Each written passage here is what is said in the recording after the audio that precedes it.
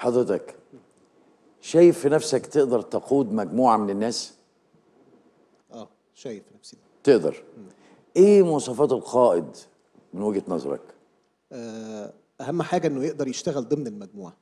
القائد مش مجرد شخص بيدي اوامر، انما هو شخص بيشرك المجموعه معاه في اتخاذ القرارات وبيخليها جزء من الموضوع. هو قادر ان يعمل من خلال مجموعة حتى لو كان بيديرها. فريق العمل تحديدا.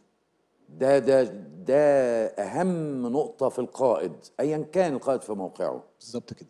مين قدوتك في حياتك، يعني في حياتك الشخصية وفي المجتمع؟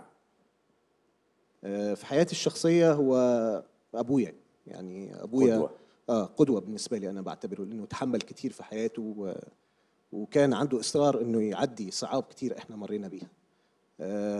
في المجتمع بشكل عام ما عنديش حد محدد، انما عندي صوره في خيالي. ما عنديش حد محدد، انما صوره في خيالي.